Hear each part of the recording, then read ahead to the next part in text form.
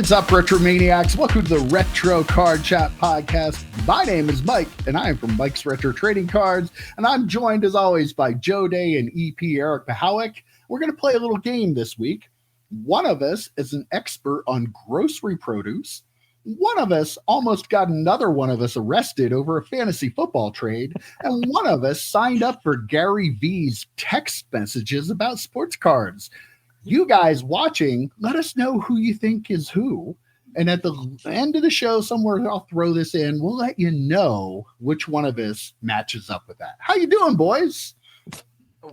Very well done. One take. God, the memories. Memories. I will. Don't give anything away. I'm not going to give anything away. All right. I want you guys out there to guess. Let me know in the comments. Yeah. Would match those up. That's so good, dude. I'll give you I love it. That's good. Mike did not prepare us for that, and he got through it in one take, so that was a natural reaction. Very nice. Very well done. Yeah. And not what I was thinking about doing, by the way. I told you it wasn't what you were thinking about doing. Totally Oh, that's wasn't. great. Oh, dude. How's it going, boys? It's going good. This is iced tea, by the way. EP was worried that the viewers might think it was rum and Coke with very little Coke. No, this is just unsweetened iced tea. Usually after I said this to you before we started recording. If I was drinking alcohol, don't you think I would just say I'm drinking alcohol? Like, I don't hide anything back. Maybe you did, and maybe you're hiding it from the viewers. I don't know. No, I'm unvarnished right here, baby. Unvarnished. One way to put it. Usually a couple of weeks after the beer fest, I take a little break from alcohol to rejuvenate everything. So I am drinking iced tea. EP, I'm sure you're having a beer though, because you do not rejuvenate. You don't need it. You're naturally youthful, I think. Yeah, definitely. I'm definitely having a beer. Yeah, for sure. Yeah. So, there it is. So, couple of quick hits at the top here. The break's filled. The Cheers break is officially filled. I did get a tracking number from Rittenhouse. They're sending this stuff to me directly. I think they just got everything boxed up and they're dropping it in the mail on Monday today. So it's here for release day. Unfortunately, until the tracking is updated, for those of you who bought into the break, until the tracking is updated, I'm not 100% sure on when we will be doing the break. But I will get in touch with everyone who's bought spots and let you know, and we will get that set up as soon as possible. And I got some really, really good giveaways for people who bought into the break. Some really, really cool stuff from myself and some sponsors. So yes, it's very exciting. I'm very, very pumped for that. So keep an eye out for information on that. How much money are you making on this, Joe? None. I'm not doing this breaking thing right. Like two things, Mike. Two things. One, the breaking thing. I'm not making any money at all. I'm breaking even, and depending on shipping costs, I might be losing money. I'm breaking even on this break. And we were talking about Star Trek cards recently. You and I, we were in our text thread about, anything you pump or anything you talk about, you're pumping up. And I'm like, yeah, but I don't learn to do the dumping part of that. So I do the pump, but not the dump. And I'm not making any money on that either. So I'm doing this whole thing wrong is what I'm doing the hobby wrong. I'm doing the hobby wrong. But hopefully if this goes well and we get some sort of time frame on when stuff can get to me and things like that, maybe this won't be the only time we do a break, especially of Rittenhouse products, something that, I know we all love Rittenhouse. So hopefully we can do that again. Again, at no cost or no profit to me, just, no cost. Free, baby. Yeah. I'll be sending out invoices later. All right. And the last thing, last week, I don't know, EP, you don't read the comments. So luckily this is unbeknownst to you, but Bargain Boxer referred to you as the channel's golden retriever. And I thought that was a really apt description of EP because very loyal, nothing but sunshine and rainbows for golden retrievers, man. They think everything is amazing. They love everyone. They're just out there wagging their tails, having a good time. So that's perfect description of EP. And it made me think, what dogs would we be, Mike? So for you, it was easy. Sheepdog. You are a sheepdog because you heard us. You are the host. That's true. You kind of heard the group. If we start going off the reservation a little bit, you kind of heard us back in. Okay, he's a little like our big toe. He's a little like our big toe. Yeah, exactly. So I think he's a sheepdog. For me, it was tough because I'm more of a cat. I really hate everyone and hate everything and want to steal your soul and watch you die.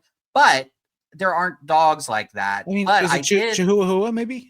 A Chow Chow is the one I went with. Okay. Chow Chow, because they're big and furry, like myself. Sometimes their hair's a little brown, right? Sometimes their hair's a little brown, but sometimes their hair's a little red. In the summer, this beard gets a little reddish, right? And I Googled what dogs are the bitchiest. Chow Chow is up there. So I am a Chow Chow. Mike, you are a sheepdog, and EP, you are the channel's golden retriever. If you have suggestions for dogs below, let us know. But I think those are pretty good. That's pretty good. That is pretty good. Yep. Can't argue with that. I wasn't sure because, like, my sheepdogs are nice, and I don't typically think of myself as nice. But the whole keeping everything on track, I gotta get you back on the rails. Yeah, that is. When I brought Bailey over, I let her off the leash at your house. You don't have a fence or anything. I let her off her leash. And your dogs were making sure she did not go anywhere she shouldn't go. They were like, nope. Then they herded her back towards us. So yeah, very much like you hosting the channel. So there you go. Now my one dog would eat her. So yeah. yeah, for sure. Shout out to Hazel, but Hazel. What's new and exciting with you, EP? Well, first I want to say that I finally checked golden retriever. First, I want to say I finally checked out the Rittenhouse page for the cheer stuff, and man, that looks awesome. Like I'm excited about it. Like the people they have for the autographs and just like the couple images of cards and stuff. Going to be really cool set. I'm excited about that. I also went to a card show, which I'm not sure if Mike's going to talk about, but I went to a card show. I did not set up at a card show this past weekend, but I think it's like the fourth card show in 5 weekends or something like that, there's been a lot recently. There have been a lot recently, and I had to make my own parking spot at this thing, and then I got inside, and there was like a basketball tournament going on, and there's almost nobody at the card show when I got there. I got there like at the very beginning. So anyhow, I found a lot of really cool basketball stuff. I had a really good time talking to the people that I normally set up next to. They were a lot of those people were set up, so having some conversations with them and buying some cards from some of them. So it was a lot of fun. And the card show was on turf. It was actually, yes. Oh, wow. Let me just say, walking around now, the dealers were complaining because their carts didn't work very well on the turf, but I don't really care about them. But walking around for me, it felt so nice. I feel like the whole world should be done like artificial. Be on turf. Yeah. As somebody who stands for almost the entire show, like turf would make a huge difference for me. Like I would, I mean, it would have been great. The beer fest is both of them are on concrete or pavement or whatever. And by the end of the day, let me rephrase, not by the end of the day because I'm hammered. I don't feel anything. By the next day though, my feet are barking. My dogs are barking. So turf would be fantastic. But I can only imagine Mike, when we would set up at the flea market, if it was turf and you were trying to move that cart, you'd be MFing the world. Yeah. You know you would be. So I dumped that cart a couple times on concrete. It would have been really bad on turf. Yeah.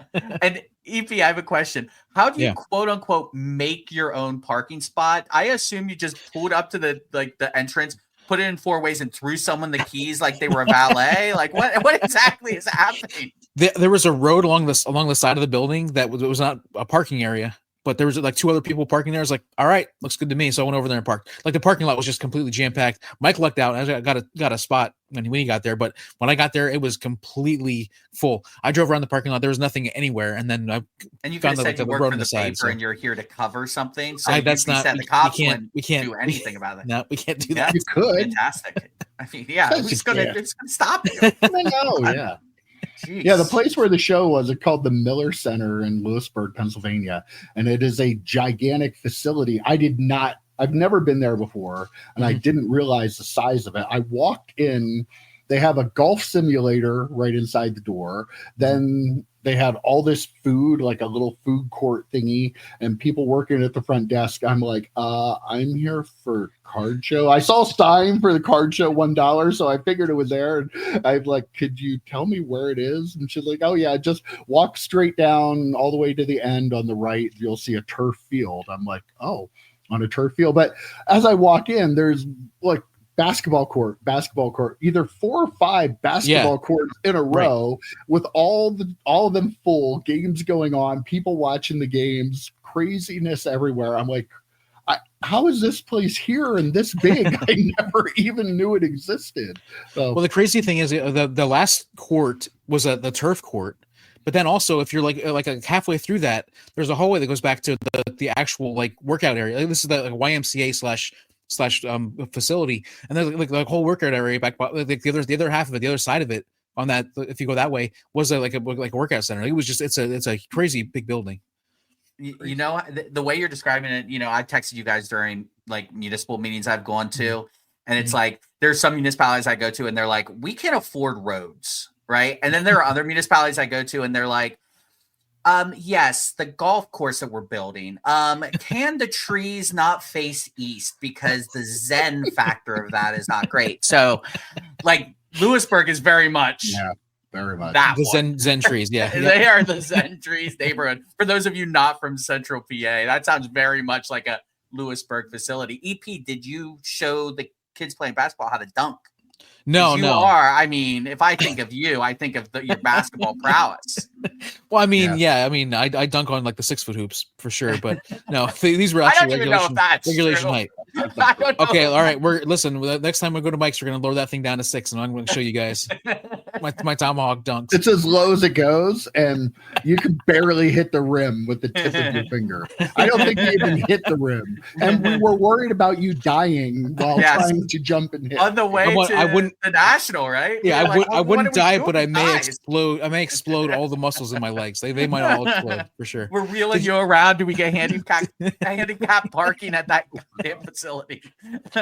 Mike, did you buy into the raffle at all at the card show? Did you buy any tickets for the raffle? I did, and I won 2 things. Frank Thomas starting lineup figure and a basketball autograph. I'm not sure who the basketball autograph is. They didn't say in the message they sent me, but I need to go there and pick the stuff up. I didn't even know there was a raffle. Nobody told me. They did a bad job of pushing that. I should have known that. Yeah. But, what you do is you get, for being in politics for a long time, you get 2 older women who are very loud walking around with tickets because they will get you to put money in that bucket to get into the raffle, guaranteed. I did buy 2 boxes of 2025 Topps baseball. Oh, wow. How'd that go? Did you open them already? And it was not good. Not good. No Larry David auto. No auto at all. You got the autos out of both boxes. Oh, I got relics out of both boxes.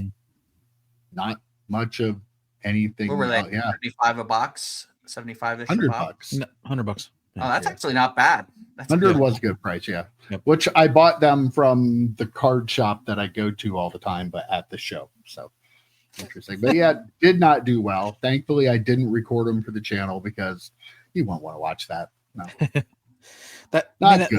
The jumbos are more expensive for sure. They're too expensive, but that's why people buy those, because you're guaranteed 1 auto in a box. You know what I mean? Like, so what do the jumbos go for? Like 150? They were 220. 225. Oh, that's right. Okay. I should have just bought 1 jumbo instead of the 2 hot box, but yeah, it's true. I'm an amateur when it comes to opening Topps baseball. All right. Well, got some news to get into this week because people don't like to hear us talk about things. Yeah, Mike, put down at the beginning, rewind and put down actual news starts at, so everyone knows. We joke. But you know how much I love WhatNot, right? I speak about it every week, all this stuff with the backyard break stuff and, suspending Grant's account, but letting him start a new one and basically doing absolutely nothing. Well, WhatNot finally did something this week, and I have to give them credit. Wait, no, I don't have to give them credit because the thing that they did was they decided to no longer allow you to view video of completed shows.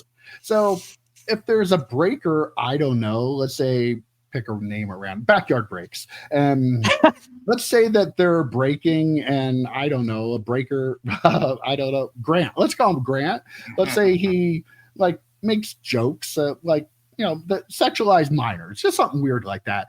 You won't be able to go see if that's actually real and that actually happened unless you are actually watching it live. So we're going to have to watch all of Backyard Breaks live all the time. I'm going to volunteer EP to do that so he can, you know, so he doesn't miss out on anything. But yeah, you know, this is absolutely ridiculous. And yet another thing, just showing they don't care. They do not give a flying about any of this stuff going on, because what they're going to do is they're going to keep you, I'll bleep that out, don't worry, Joe. They're going to keep you from being able to see what's going on there. All the breakers and people that are scamming, you won't be able to see it.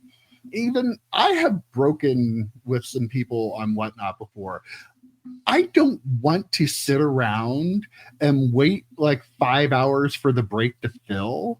I don't watch that stuff live. So when I break, I don't have time to sit there waiting for all the stuff to get filled. I like to go back the next day, find the video and watch the break and see what I got. But now I'm not even going to be able to do that. So regardless of all the crap that makes me never want to use WhatNot again, if they hadn't done that, I still wouldn't be using them now. Like, there people defending them because of course there is. Oh, well, all the bandwidth that it takes. Come on. Other places break and still have bandwidth. You can upload stuff to YouTube. Come on. This is just a way for them to try to keep people from complaining about what goes on, which just clearly shows they don't care. They don't care that people are scamming you. They don't care if you lose your money. They don't care if somebody's making inappropriate jokes. They just don't care. They're just going to hide it from you from now on. So if someone, as Sports Card Radio calls it, dips a card and you don't get it, is there recourse there? Is there like proof? Do you have to like sit there with your phone and record whatever break you're in? You're gonna have to now. like honestly, yeah. Like, are you gonna have to record it with your phone? So it's like, no, I have proof. And then you'd probably be the one that gets in trouble for recording something without permission or something like that. It kind of was, when you were talking about this, it kind of reminds me of like a criminal holding someone hostage with a gun to their head, and then them saying to the other person, "Oh, you can't do anything. I've got a hostage." And the person just shoots the hostage. And it's like, okay, well, the hostage is gone. Now I can just get you. Like, that's kind of what it feels like to me, because they're shooting the hostage here. They're like, the only thing that can prove or protect the consumer, they're getting rid of, right? They're just, hey, this is going to stop people from being able to protect their investment. You know, and yes, breaking is an investment. You're putting a lot of money in it, especially depending on what you're breaking into. But now you can't protect that. You've got people. It's wild to me that instead of fixing the problem, the actual problem of people stealing shit and doing weird shit on WhatNot, they're like, let's just get rid of the thing that proves there's a problem. That's the easiest way to do this. And for them as a business, sure sounds like it, you know, because is everyone going to just en masse stop breaking on WhatNot? Probably not. All right. So like, I don't know, if I was Michael Rubin, okay, I would really, really be pushing this and like, hey, come break on Fanatics. I believe they have too. I think I forget what I saw, and I apologize for not knowing, but I know that it was a tweet or something that they put out, kind of alluding to the fact that you can watch the video. You can watch the video.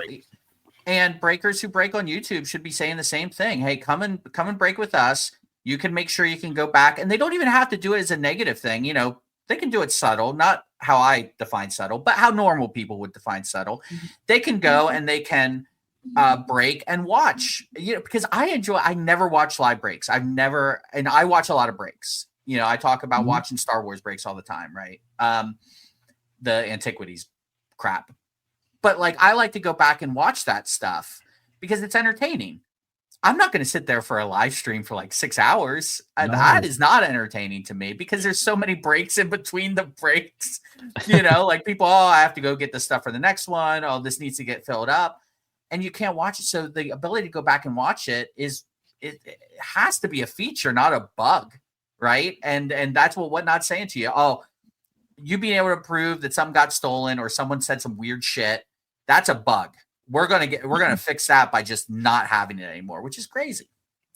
If I'm a breaker on there, I want there to be video. I want there to be proof that I am a good breaker, that I am doing things the right way, that I want people to be able to see my actual, like, what I'm doing, and to know that I'm doing it right. And so I feel like they are actively covering up scumbags, covering up things that scumbags are doing. Yeah. And like, if you are a breaker, if you see a breaker on there defending it, like you said, they were making excuses and defending this, you have to question what they're doing. You have to question that they're like, if they're not already doing it, they're thinking, well, now I can, because there's no recording. There's not going to be any proof of that. So I mean, do they say anything in there about them keeping the videos on a server somewhere at WhatNot so they can go back and review stuff? I don't know.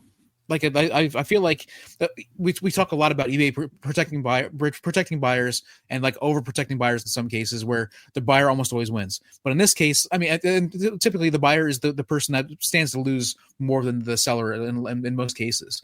And I feel like this is a point where WhatNot, instead of protecting the buyers or the sellers, are protecting the scammers. Which, I mean, that is a really bad, like that seems like a really bad way to run a business. It's a terrible way, but they're going to do it. Keep making money. Keep making the money off it, yeah. And the problem is, like, WhatNot is probably the easiest format for people who don't really do this, that aren't professional doing this, to be able to find a medium to be able to do this. You have to be a certain level, and to be on Fanatics Live, to be on eBay, you have to be a certain level. Like, if you're just doing it on your own website and on YouTube, it's going to be hard to find the people. But you get on WhatNot, I could just decide to do that and figure, you know what, if I get on WhatNot, I'll do like 1 or 2 breaks, and then I'm just going to like take a big product and take everybody's money and leave. Like, they're just allowing, you have the worst people on there to begin with out of the other major platforms, and then you're going to make it easier for them to scam people. If you're using WhatNot, stop. Like, that's the only way that'll ever change, is if they see a change in the bottom line. Yep. But it's the hobby. So what are the odds that's going to happen? Not everyone on WhatNot is a scammer, but everyone in the hobby who scams is on WhatNot. Yeah. Yep. Perfect. I had a thought, but the profoundness of Joe's statement, it just went on my head. I can't remember what it is. I totally feel the same way about that. Joe is our beacon of wisdom over here. I am. Boy, but yeah, what a move by WhatNot. But I mean, again, what a WhatNot move. What a WhatNot like I said, the hobby is the hobby. So is it going to make any difference? No, not going to, sadly. But in a little bit more positive news, this past week, Topps had their annual hobby rip night. Sometimes some of us rip on Fanatics a little bit for the way they are, and rightfully so. Undefeated. Some of us get mad when that happens, and rightfully so. But mad. The positive news: Topps had their hobby rip night. This is the 4th year that they've had it. Originally, they had 25,000 people show up in 206 shops with 13 different athletes in one country. And this year, they have 75,000 total people across 615 shops with 114 different athletes in 17 countries. So, we talked before, Michael Rubin wants to grow the hobby. This is maybe a way that is actually, it's not going to 10x the hobby. Let's just throw that number out the window. But this is one of the good ways they can actually do it, because you actually have collectors, real people who want to collect cards that are coming to these events and having fun and getting free packs to rip. Not only that, people in Arizona got free boxes of 2025 Topps baseball because Mike Trout decided to buy a box for everybody at the shop that was hosting the one where he was at. So shout out to Mike Trout there. Send us a box. Well, my 2 boxes were terrible. Send me another one. I'll take Joe's. But yeah, pretty cool.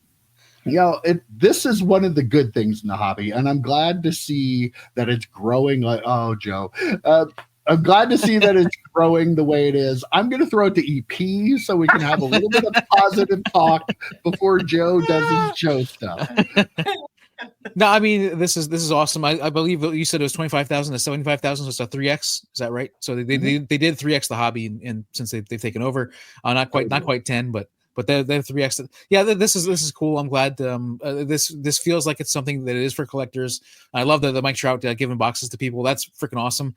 But also then you like it further illustrates like how much of this they probably printed. That just everybody you can get a box. You can get a box. It cost the poor guy $8,000. I mean, is he going to be able to recover? His rent. Yeah, he might be able to recover. Still a great gesture. I joke. Oh yeah, but great. Yeah, definitely. And I think it's a lot of fun. I think this is an example of Ruben using his connections to get the people out there to get the players to show up and do the cool stuff. And I applaud it as well, Mike. And now I'm going to turn it over to Joe, who's going to poop on it. There we go. Just because I'm a chow, I'm gonna poop all over it. Yeah. It's nice. It's nice when the gods come down and give us all a little crumbs, huh? Isn't it great? Oh my gosh. Isn't this fantastic? It's like EP. It's like, oh, they didn't not do flagship this year. They're amazing. They did this Rip Night. Oh, that's so great. Cool. Like, this is cool. It is. In and of itself, it's cool. There are actual things they could probably do and spend money on that would make the hobby better. I don't know if a Rip Night by itself is it, but yes, for what it is, it's cool. And I heard this one kid opened up a pack of WWE cards, 1 pack, and he pulled a rock auto. How cool is that? It wasn't a kid. It was the Miz. It was the Miz. Oh, that's wait a minute. You're telling me that the Miz went to Rip Night, opened up 1 pack of cards, and pulled like a really valuable rock card? What are the odds? Come on, guys. This is crazy, isn't it? Come on. What a joke. Yeah, that's a real collector got it, which is cool, but people who actually paid for an exorbitant amount of money for these products had no chance of that card. Not that they had a real chance anyway, because it's printed to the moon, but whatever. Again, it's cute that they did this. Awesome. Thank God for Michael Rubin, I guess. I don't know. So one athlete out of how many other athletes that they had at all these different shows pulled something cool, and like you're saying that is the one out of 114. Yeah. So I'm just a rock auto EP. There are odds like you can pull stuff like that. Listen. I'm not going to buy that conspiracy. I'm not into that. If they would have had, if everybody at every show would have isn't even a conspiracy. Or if 3 people, 10 people would. You really think that was a true, like he opened up 1 pack of cards and pulled the rock auto? I think it's possible, and I'm not going to say that they're doing illegal stuff just because of some odd like the random odds happened. So. I refuse. I think the conspiracy theories are just out of whack in this hobby right now. Well, they are. Yes. I mean, we've even done videos on them before. Yes. So I 100% agree that conspiracy theories are out of whack in the hobby. Things that are legitimately kind of shady happen quite a bit. But this feels like EP. The odds of him pulling the rock auto. Listen, that is like a chase card. Do you really like? Again, it's one of those examples of if you are Topps, do you want that card to be one of those cards to be like out there, like you during like, Rip Night where you're trying to get people to buy Topps products? No, because people aren't going to buy it now because it's not there anymore. You even said yourself like last week, because they hid this card. They hid this card was pulled because that way to sell more cards. Why would they do that if they like? You can't be contradicting yourself when you're making these arguments, Joe. It's not a 101. It's not a product hit. It is a rock auto. There are more than one of them. and to have it pulled So it's during not a that big of a big deal. PR event. Okay. Yep, you're right, EP. Not a big deal, and it's totally not coincidental that the Miz pulled one out of the pack of cards he opened. Yes. Why did Trout yes. not pull? Why did Trout not then pull a Skeens auto or something? Like, why not have that happen as well? He probably already did. He probably pulled a Trout auto. Okay. It happens a lot. You have to admit it's weird how often that happens. I think it happens in like certain settings, like when they have somebody on like a Michael video or Rubin's whatever. there and they're videoing it, and it randomly happens a lot during stuff like Michael that. Rubin wasn't at the one where the Miz pulled the rock off, but they were videoing it. Was the second? They videoed all of it, dude. Are you kidding me? Like, there's no way they didn't have cameras at all of these things. All right, comment down below if you think that it is surprising that the Miz opened up a pack of cards and pulled. That's not what you said. Auto. I'm using surprising. Let us know down below if the golden retriever down there is like everything's amazing and no one would ever lie. Let us know down below. Wow, that was fun, entertaining for me. Yes, Mike, what do you think? You didn't actually put. Do you think it was staged, or do you think he legitimately pulled that? I don't know. He's Switzerland. Yeah, he thinks it was staged. He 100% thinks it was staged. What if Michael Rubin is the source of all of these conspiracy theories in the hobby, and he's like polluting the hobby with it, so we don't pick out which ones are actually real? He's like doing it to dilute the faith in things, and I don't know. So you're saying he's a Bond villain who would hold Maybe? white parties and that sort of stuff? He could be. Kind of reminds me of one EP. So yeah. I know. Yeah. He has a small cat that sits on his lap. But yeah, there's no doubt. That would be awesome if he just carried a cat with him. Yep. Well, speaking of Michael Rubin, he actually gave a speech at the Rip Night that he was not a speech. He was actually asked by a collector, which I applaud the collector that was there that asked him about, the prices of boxes and the availability for collectors because of everything that the breakers get. And Michael Rubin, you want to talk, he should run for president because he has like the whole act down. He is too short, yeah. But he knows how to avoid a question really well. He really did a good job of that. He's been doing this for a while, I think. But out of this, he said that 20% of their product goes to retail places like Walmart and Target, 40% goes to hobby shops, and 40% of the product goes to breakers. So I guess I'll throw this out to Joe because I'll be interested. Do you believe the numbers that he's throwing out there? That's tough. Boy. Because if I say I'm not sure, people are like, oh, Joe was another conspiracy. Throw it into you. Yeah. Is that what I sound like? I think, yes, that's a spot on impression. I think I'm trying to think of what a golden retriever sounds like. But anyway, the numbers could be correct. They could be. I don't think those numbers stay that way, though. I think those numbers wildly change in the next couple of years. And the only reason I would say maybe the numbers going to the hobby shops potentially are not that high, which is the one number I'm like, I don't know about that. The only reason he said it is because he was in a hobby shop as he was saying it. So it may have been, again, Mike, very political answer. It's probably like 30%. He's like, I'll just say 40 to make it sound like it's the same. Did you notice though, the woman who was, I believe, owned the shop started handing out free boxes of cards while he was answering, packs of cards while he was answering. And again, EP, did you watch the video, EP? I didn't. Okay. You're going to disagree with me even if you didn't watch it, but he kind of gave her a look like, do something. So like the people are she kind of looked too like she wanted him to move on from this little. Yeah. And it was like, oh, there's someone here complaining to the king. Let's give the masses, let's give the peasants something to distract them so they're not paying attention. It's really how it looked.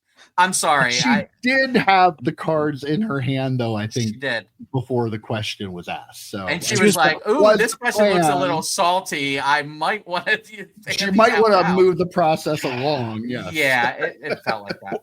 Or maybe she was already in the process of doing it, and she was like making sure it was okay. Making sure it was okay. Is it okay now if I hand out these cards? That's what I would think it probably was. Yeah. I do agree with this guy Joe. This Joe guy though. I think that the numbers are probably accurate. I feel like though 40% to the breakers seems like a really high number to me as somebody who's like you think about back in the day, it was probably like 90% to shops and 10% to retail. And now those numbers are like way off of that.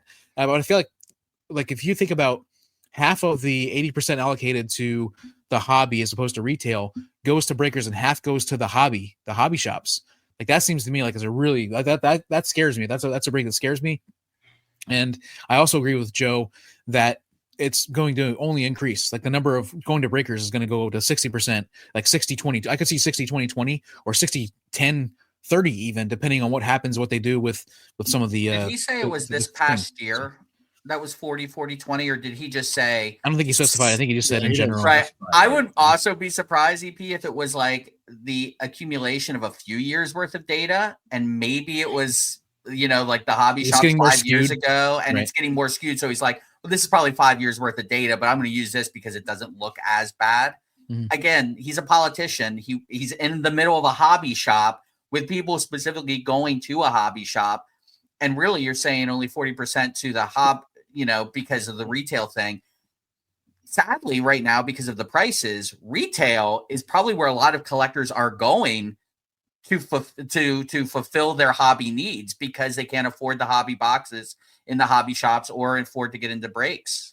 I think another angle that we're not thinking about though too is how many of these hobby shops are the Fanatics branded hobby shops where they do breaking and they do like regular selling cards. So how many of those do they consider them to be breakers, or are they hobby shops? Do they consider something like Blowout Cards to be a hobby shop or a breaker? Sports has exactly brick and mortar, but they have So I believe all those places have two separate accounts. So they have a breaking account and a direct account. So I'm pretty sure the way it's set up is if you're a store like that does both, you have to have two accounts. You order what you're going to break through there, and then you order because they're tracking what is being broken and what is being sold. So they're not allowed to take from the stash that are for the shop for the customers and use it for breaking, or not supposed to take the breaking ones and use it for the customers. I'm pretty sure on that. So that was something that I was wondering at first too. And then I did find that information when I was looking around about it. Cool. Well, I know getting Joe fired up about Topps, it's fun to do sometimes. I find entertainment in this. I've never been wrong about Topps and Fanatics. But we got to switch to another company here that Joe actually likes. We're going to talk about PSA. You son of a bitch. I'm like, are we talking Rittenhouse? Are we talking promo? Joe gets all excited. Rittenhouse. Oh. In fairness, Joe has very little that he likes. I don't know why he's on the podcast. He's very entertaining. Contrarian. I'm the contrarian. That's fine. There are. PSA has added a scanning feature to their app, which did you say scamming? I don't know what. Did you scanning? Scanning. Okay, that's WhatNot has a scamming feature on their app. Yeah. Okay. On WhatNot. Okay. Yeah, that all scanning on PSA. Now you can take pictures of raw or graded cards. You can scan them with your phone. The graded cards will show you the population data and the pricing history for the graded card. The raw card doesn't give you any pricing history because they own Card Ladder and they're not going to give you all that information for free on your phone, which I totally understand. Yep. But you can take a picture of the raw card and then add it to your submission. It'll identify it. It'll give you, I think the way it works, it'll give you some choices, so you can pick which one it is. And then boom, it'll be added right to your order. They're also adding a dark mode to the app for those of you that are into that kind of thing. This is pretty cool though. Wait, what's a dark mode? I'm not into those type of things. What's a dark where mode? the background's not white with black white, text, yeah. it's black with white text. So, okay. Easier on the eyes, I guess. I gotcha. So yeah, pretty cool innovation and a nice little feature to be adding to the app, I think. This could make doing your orders a lot easier, because let me tell you, sometimes when EP gives me cards and I have to try to find them, it's not always fun. So this way I could just take a picture of it and it'll be there for me. I like it. Do you want me to go first, Joe? Yeah, I feel like you're gonna yuck or yum on this. Yeah, you're gonna yums. I'm excited about this. I love this. I think it's great for people who do submit cards. I mean, there's a lot of technology that is doing this now. There's a lot of Pokemon apps. There's a lot of, like the eBay app. You can use that to take photos and try to figure out what the prices of cards are. They're not completely accurate, but also I feel like this is a step toward the PSA kiosk that we were talking about, where you just insert your card and they can take it. Like this technology, I mean, the AI technology keeps getting better and better, and I feel like this is like a step toward that. So we'll have those. We'll be able to have one of those in our local grocery store here pretty soon. Joe? Hate this. I hate this because I love it. I think it's a great idea. I hate that I can't poo-poo it. I hate that I can't poo-poo it. No, this is a great feature. I will say, if you're going to use this, make sure you double check everything. Like EP said, not everything is perfect, and there might be a variation or something that the camera can't pick up or whatever. So make sure, as a potential submitter, you are, because PSA will kind of like screw you a little bit if you have it wrong on your thing. I mean, they do. They tell you that it could delay your order and things like that. So make sure you double check anything that you scan and put in there. The reason I actually don't like it is making it easier for people to grade more cards. And do we really need that right now? I mean, there's a spoiler alert. There's a card on 3 cards that EP talked about this week, that when he was talking about, in a PSA 10, I might send this in.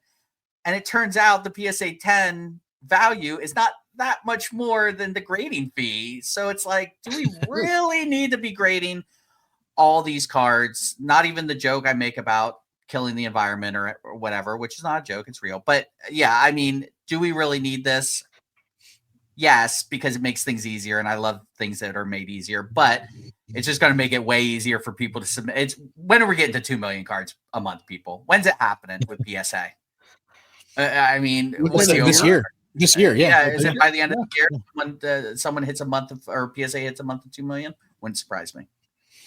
I also think that this is a way for them to link Card Ladder to their app, and I guarantee you at some point you're going to see the ability to scan a raw card and add a Card Ladder account to your PSA app and be able to get the raw pricing there too. Which, well, you're going to have the Card Ladder account. So I think that might, I don't know if this is why they did it, but that's sure a good reason for them to do this. Good corporate synergy there, Michael. It really is. I mean, they're here to make money. We know that. All these companies are here to make money. This is not a surprise, but at least they're doing something helpful. I think this is great. I'm actually excited about taking a picture of the card and not having to sit down and figure out what card it is, especially with EP stuff that it gives me terrible time. But yeah, this is pretty cool. I probably won't use the dark mode though, because I kind of like the white, because I'm old. And I need more stimulation for my pupils to be able to actually see something. So no joke to be made there. I thought there would be. Nope, none whatsoever. I'm going to leave that one alone. Same. Well, hopefully when you're taking pictures of patch cards that you bought on eBay, that the app will know that these swatches were switched out on them. Yes. This one is an ethics thing. It was actually originally, there was a video done by Junk Wax Hero. Mike there did a video about this. Dan the Card Man had a video talking about it too. So I thought, well, by me, Joe was actually the one that came up with this idea, but I thought that it would be fun to discuss the ethics behind this a little bit. There's a seller on eBay who is taking out patches, regular swatches of jerseys out of cards and adding premium jersey patches to it. They're doing like NFL shields, patches from like bowl games, really cool, interesting looking cards. In the title, there is no mention of this, but in the description, he does clearly say that the patches are being removed and put these special patches in. Where do the ethics fall with this? Is it okay since he's letting people know? I know one of the things Dan the Card Man was worried about is, okay, if you buy this, though, who's the person buying it and what is their intention? And this is kind of, pretty much along the same lines of the card cleaning thing. Even if I clean a card and I tell you I cleaned it, I don't know what you're going to do with it after you get it. So the same thing kind of applies here. What are your thoughts on this one, Joe? So as I was watching Dan's video, I thought, well, this is actually, he is full disclosure. I mean, he could put something in the title. I don't know how you do that. I don't know if you pay for a subtitle where you have a little bit more room or something, but he should be putting something in the title. So that kind of was a red flag for me. But then fully, I mean, it's like mapped out in the description exactly what he's doing. And I was okay with it. But then Dan brought up the point about, well, you're only selling it to the first person. Well, how many times is that card going to get sold for much more? And yes, they're not super obvious because they're, from the pictures, they look like they came out of the pack. But they're super obvious in a out of 99 card is not getting an NFL shield. But that's super obvious to us, right? Yeah. Someone new into the hobby is not super obvious. And that's where the issue for me comes in. Like, I will say, though, when I first saw this, I thought, how is it, especially they're mostly Panini. I think they might be exclusively Panini cards. How is this any different than what Panini's putting into the card? Yeah, kind of. Because, I mean, especially if they're, I think even Flawless nowadays have not from any specific game or event. That's another level to this that I haven't heard anybody talk about. Yeah, like Panini's not putting anything that means anything in the card to begin with. Yeah. So it's different than the LeBron thing. The 2003, was it Exquisite? Is that the Upper Deck Exquisite? Where people were patch swapping and they were taking out an actual game or event used patch that LeBron wore, took it out, putting something that is not game worn or event worn to make it look cooler. This is completely different because no one, whatever player is on that card has no clue what this piece of material is from and knows just as much about the piece of material that this guy is putting into it as Panini put into it. So, and there's no authenticity on the back of Panini. This is not from any specific game or event on the back of the card. Neither one of those patches are, so they're not really lying either. I mean, so I'm against it just because of what you mentioned, Mike, about, that there's 3 sellers down the line who could think that this is a $5,000 card when they bought it for $100. But there are some people who, and shocking, we've been talking about it all day, there are some people that are going to scam people using these. So that's the issue I have. I know it's shocking. It's shocking. But other than that, I actually kind of like this as an idea, and I'm not as concerned about the patch swapping part of it because, again, those patches mean nothing anyway. I hate this. The first thing I wrote down was I hate this with an exclamation mark. Like I really dislike this. I do, although I do agree with Joe. Like I wrote down not affiliated with any player, game, event, or whatever, because that is part of the problem here, because you can get away with it. Like this person can get away with it, but in my opinion, the card is not what the company put out. I'm not a big fan of art cards because people are taking the card and they are changing it, changing it structurally, changing it, the art on it, changing the photo on it, and I just don't like that. I want the card to be the card, and part of the reason is, like you said, Joe, it's Mike said it too. I think it's the down the line. It's the down the line part of it that is the bad part of it. The original buyer knows, okay, well, the whatever.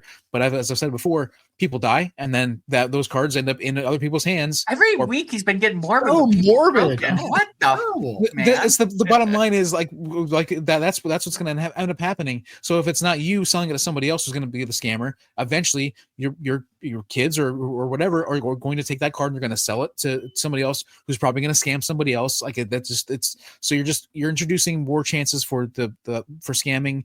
I also don't like. I wrote down the Jersey Fusion cards, like the ethics of those Jersey Fusion cards, and I realized that they promote themselves as the separate product, and maybe this person needs to do something else with the card to have something on there to make sure people understand, hey, like they need to put a stamp on it, or I'm not sure what kind of technology they would have, or a sticker or something that's to make this more obvious that there's something going on. Because I feel like I don't like Jersey Fusion because you're taking an existing card and changing it, and so I feel like this is a similar thing, only less transparent by the person doing it. Isn't Jersey Fusion though? Don't they only put them in like a magnetic holder and put a strip over the top? Like somebody could cut those and take the card out. Is there anything on the card? The thing is, like the patch, I think, sticks out of the actual card. Like it's not. Yeah, they put like a sticker on the card, I think, right? But yeah. But so again, to the new collector, I guess they don't know. Yeah. So like, I feel like they're already doing the same thing. I don't know. Like, I feel like the person should be able to do this. Maybe not. I don't know. I don't know. Yeah, this is what makes this a great topic, because it is really an interesting gray area. Because I do feel like, okay, what's wrong? People make art cards, and whether EP likes them or not, they're popular. A lot of people like them. Some people don't like them, but some people do fantastic jobs with them. Mm-hmm. There's some cards you can't get a card of something, so people make them. Maybe if you're a collector of a certain player, you can't afford that NFL patch card. But if somebody makes one, I feel like this isn't any different than somebody making one of their own that's not an actual card. So, like, people can always scam. We talk about all the time. You kind of do have to make sure you do your homework and know a little bit about what you're buying. If you're going to buy like a classic car and you didn't know what engine was supposed to be in it or what kind of steering wheels was supposed to be in it, if somebody or a brand new car with a certain transmission that you don't you don't like, I mean, you should do the research about that. I'm guessing you do need to educate yourself some, and I feel like if you go into wanting to buy things blindly and not educating yourself, you're leaving yourself open to being scammed.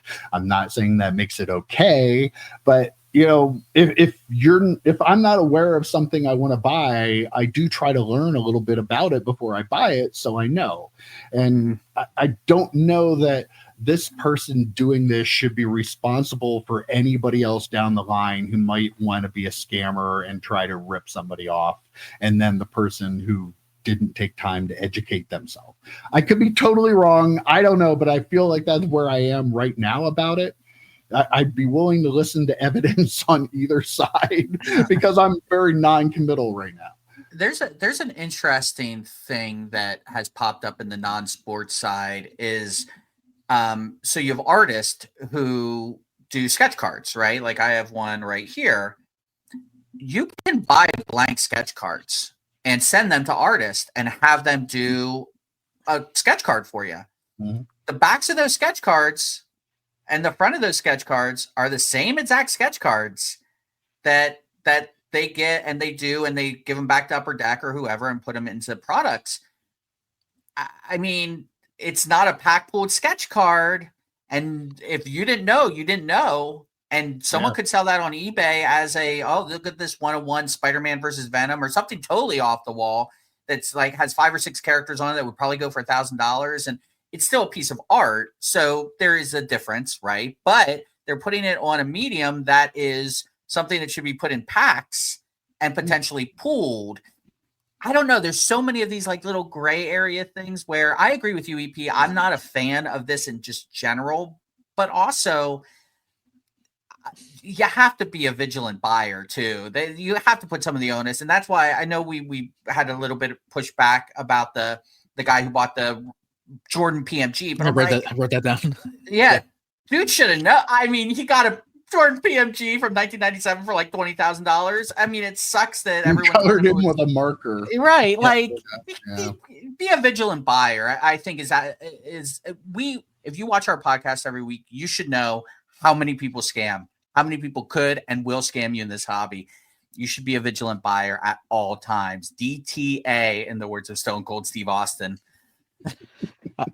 Joe, I love that. I didn't know about that thing about the sketch cards. I love that. That's amazing. That's really cool. Like you said, though, it is a gray area, problematic. But I love that you can send that to somebody, have them do that. That is a really cool. It is a very cool thing. Yeah. And also, I just want to say that, like, I don't hate the art card market. I'm impressed by some of the things they can do. Just for me, I don't like it because of all the potential problems that can cause down the line, and just because I prefer, but personally, I prefer the cards to be the actual cards. I thought I've seen some amazing, cool looking stuff. It's just not for me. So, okay, all right. Well, did you guys see?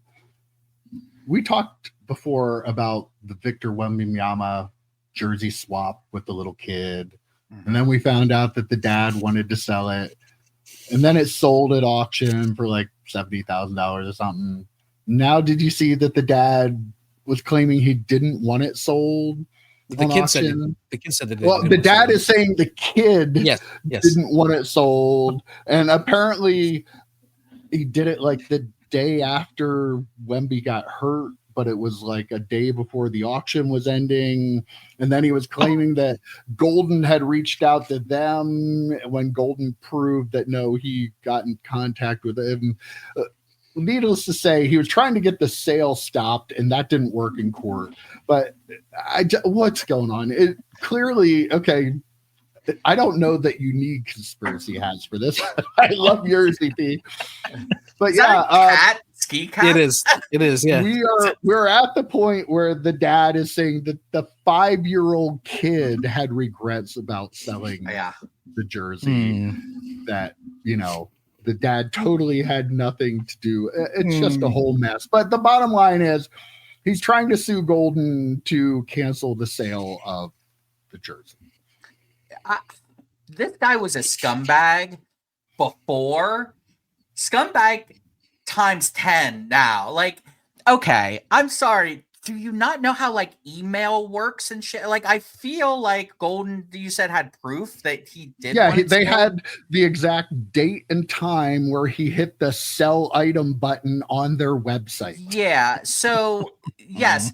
And I'm sorry, the timing it's wildly convenient that Wemby went down, and then the guy must have talked to his kid, and his kid must have been up all night, every night of this auction. So sad that they sold this card and was like, Daddy, I don't want you to sell the jersey. Daddy, I don't want you to sell my jersey. Wemby gave it right to me. And the dad was like, you know what? This is true. I can't do this. It has nothing to do with the fact that Wemby got hurt. Has nothing to do with the fact that the auction ended after Wemby got hurt and probably cost him $50,000 to $70,000 additional dollars. Probably has nothing to do with that. I'm sure it's just because he's being a good father. And he's like, you know, my 5-year-old who has no concept of anything, money, jerseys, Wemby, basketball, whatever, is very upset and has been crying at night every night. Fuck this guy. I hate this guy. Like, you know, and I fuck him again for making me defend Ken Golden, which is even worse. Yeah. So yeah, feels ugly, but Ken's right on this one. Yeah. Oh, terrible. I agree 100% with what Joe said. I'm just gonna add a couple things here quick. First off, I was very surprised that it only went for $73,000. I didn't realize the timing fell there, but I'm surprised it wasn't more than that. I'm sure the kid was not thought it was going to go for more than that.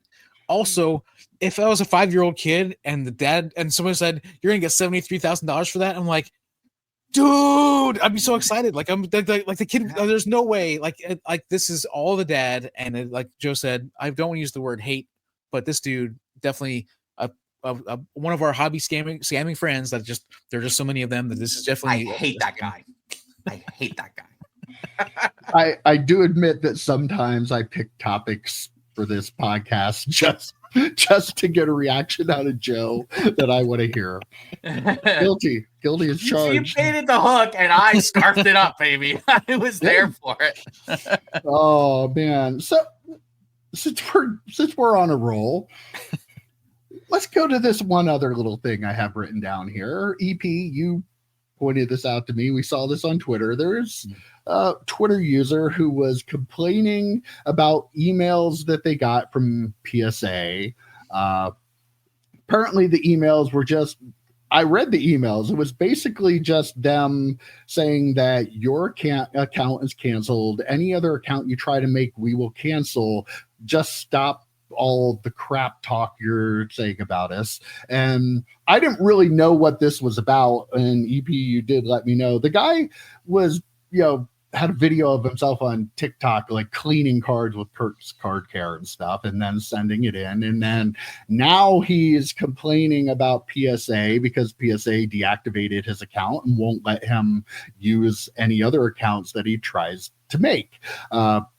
He was really selling his side of the story and making it out that the person for PSA, this was ridiculous how they were doing and wasting all this time and trying to tell him not to badmouth them. But like, when you're doing something that is clearly against terms of service and you choose to do so publicly, and then you get an email from them, it's no wonder that they want you to stop talking crap, because you don't really have a legitimate reason to be talking crap. You chose to knowingly go against their terms of service and do it publicly. And when you fucked around and found out, now you're complaining about it and you're trying to play the victim. Jesus Christ, what are you doing?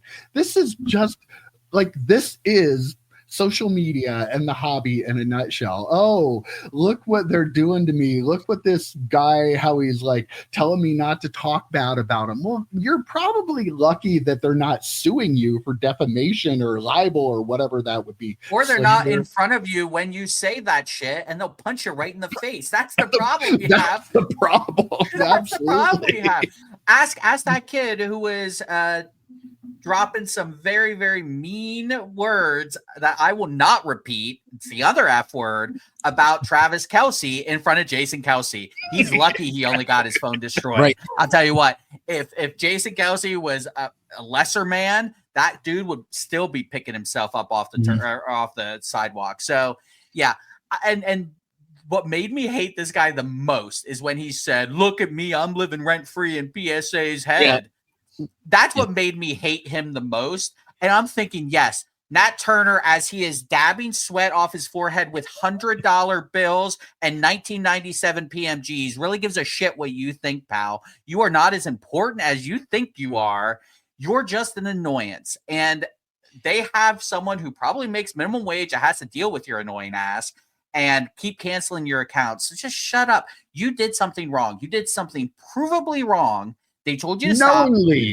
Knowingly, provably wrong, to the point where you were calling it out on social media and saying, "Hey, look what I'm doing. I am cleaning these cards to send off to PSA." It's like a bank robber getting away with the crime, walking out of the bank like, "Yeah, I'm scot-free. Hey, I just robbed that bank."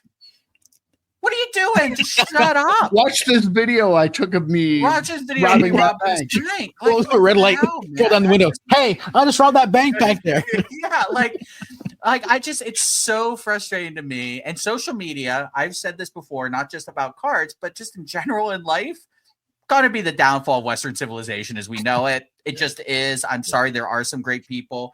And someone sent me a Kenny Pickett jersey, for God's sakes. Tyler Simmons sent me cards, for God's sake. There are good people out there. They get muted by these assholes constantly.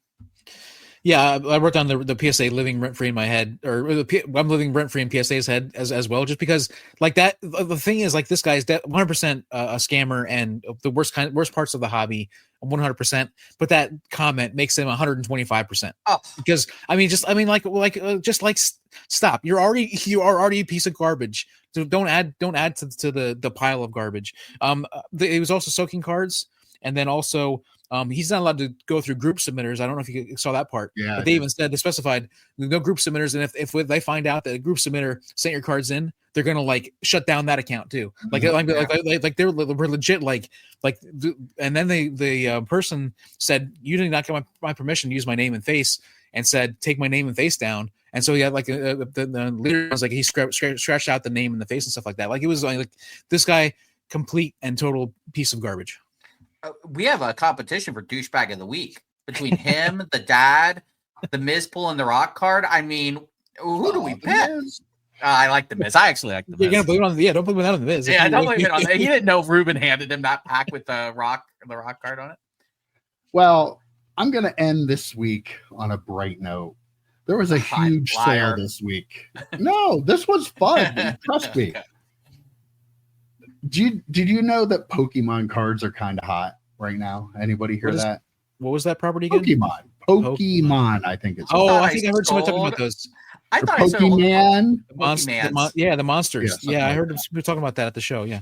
Did you hear about the Charizard that was sold this week for $87,840? More than a Wemby jersey. Okay. That is a huge sale for a Charizard card. Am I wrong? No, but this, my friends, was not any ordinary card. In fact, it was not a card at all. What was it? It was a Cheeto. Yes. What now? A Cheeto, which, by the way, when you write Cheeto without the S, it's really weird looking. But yes, this Cheeto was shaped like Charizard and at auction sold for $87,840 for a Charizard shaped Cheeto. I see nothing wrong here. It's how much did that banana tape to a fucking wall cost? That's true.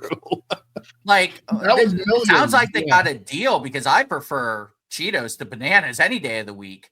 Wasn't there also a sandwich that looked like the Virgin Mary or something like that too? A piece of toast. Yeah. I think it was a piece of toast. Yeah. Like this shit happens all the time, and it's so weird to me, and it always reminds me of an idiot and his money soon will be parted. I mean, this is just some people just have too much money, and this is the shit they buy, and that just it blows my mind. As we were talking about it, and you were kind of alluding it was a card before the big reveal, as it were. I'm thinking, our buddy Mike Jones better sell that Charizard he has. He needs to get that sucker graded and sell. Mike Jones, I know you're watching. You need to do that. But like this, I've seen stuff like this before. The banana, the Jesus or Virgin Mary on a piece of toast. It's just absolutely ridiculous that people spend money like this. And by the way, I'm sure there's someone out there right now who's like, how can I manipulate a Cheeto with like a little drill or a saw or something to make it look like something now? Because now there's a market for it, clearly. And by the way, this shit's perishable, you idiot. Like whoever but Joe, there's a supply for everything in the hobby. Isn't there a Cheeto case? They have to have one. Yeah, that's true. Pro Mold's coming out with one, I think. Well, that's what I was gonna say. First off, my thought was, is Mike gonna make a reference to the episode of Seinfeld where George finds the golf ball in the whale? It was a dark and stormy day or whatever, my friends. Yeah. I thought I was going to say that. But then also I thought to myself, oh, this is just me one of the big cards.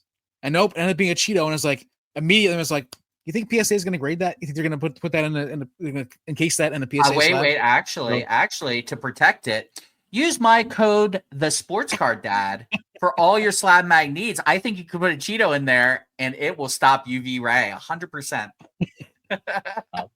Cheeto. Cheeto. Now, is there somebody that has a certain amount of money that would pay that and then eat it? Oh, 100%. Yes, the guy ate the banana, I thought. I'm pretty sure the guy who bought the banana ate the banana.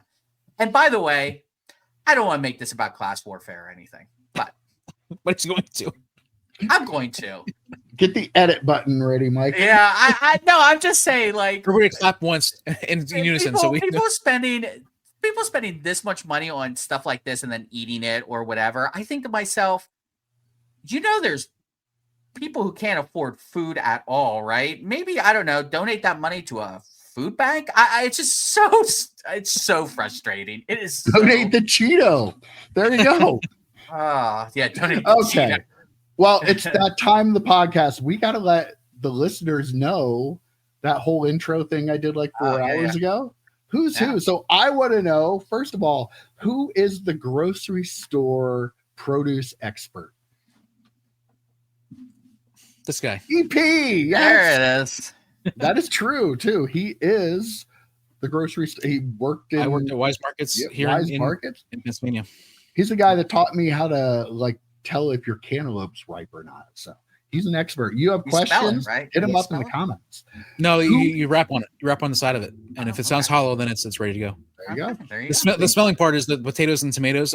Once they start going bad, and the onions, dude, the worst smelling thing you've ever smelled in your entire life is a produce section with rotten tomatoes and potatoes. Dog anal glands, worse than. No, okay. I would argue potatoes are worse. Okay. We're not going to argue that. Who is the person that almost got another person arrested for fantasy football trade? Yeah, that was me. Of course it was. I thought we were doing the to tell the truth thing where we pretend like we're standing up, but work, he didn't pick up on that. Yes, that was me. False imprisonment, I think, was the unofficial charge. God rest her soul. She is no longer with us, but yeah, that was definitely me. I took fantasy football very seriously. Just throw that out there. In Joe's defense, it was at my shop, and all like we hung out there after hours, and we were talking fantasy football trades with a couple other people, and the one person there, I just had the keys in the door and had it locked, and Joe just took them and threw them in the one card box, and then the guy who Joe was trying to do a deal with couldn't get out, and I had nothing to do with it, but I was being implicated. Yeah, you owned the shop. I was a minor. I don't even know what to say about that. I don't know. And of course, I am the guy who signed up for sports card text messages from Gary V. I never knew that. You guys, because I just did it last night. I was on Twitter and I saw Gary V had a video. You like sports cards? You want a text message for me about it? So I'm like, you know what? I have a podcast. I have to sign up for this because this is going to be content. So I will let you know when I start getting text. And he said right in there were automated replies. It was like, any message you get from now on is actually going to be from me. So I'm waiting to see what Gary V is going to tell me about sports cards, and I will pass it along to all of you because that's why I'm doing it. It could be. Yeah. I'm hoping. I don't know what it's going to be, but I had to find out. I figured I'm a reporter now since I host a podcast, right, EP? Right, EP? Yeah. Right, I mean, no, I'm not. But this will be fun anyway. So, yes. I feel like if you watch this and you go and you sign up because of us, make sure to tell them that where you heard about it. Make sure to Mike Retro Trading Cards sent you. Gary V's going to be sitting there. Wow, I got a whole lot of people signed up. A solid 100 to 400 on a weekly basis. There you go. I got you. All right, guys. Well, that was a pretty good chat with this week. I'm spent. I can't go anymore. I am toast. We are out of here, and I will see you next week. Take care, boys. See you, boys. Adios.